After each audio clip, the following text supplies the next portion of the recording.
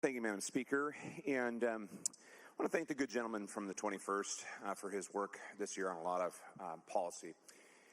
You know, Madam Speaker, I know that it is traumatic, the eviction process for our tenants, but it would just be unfair not to also acknowledge the housing providers that are going through a traumatic experience when they have to deal with the eviction process that has been established by this legislative body.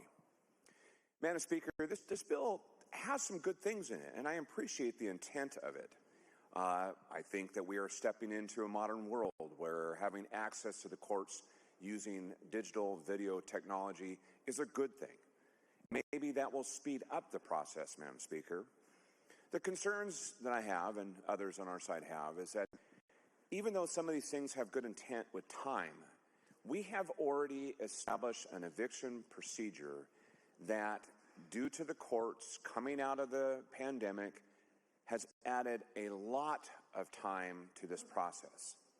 Sometimes, Madam Speaker, there are examples that have been taking several months, 3-4 months sometimes. And during that process and time, Madam Speaker, the housing provider going through all this loses. They lose the proceeds of the rent. They have the legal costs, which have now doubled, tripled, quadrupled, and all of the other things that we have put into play in this body around eviction reform.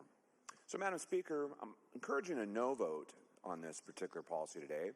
I think there are some good things. I think there's some basis that maybe we continue this conversation, continue to find the work where we can actually look at a much more balanced approach between the housing providers and the tenants, and maybe come up with some things that maybe help speed this process up to make it less painful for both the tenant and the housing provider. Thank you, Madam Speaker.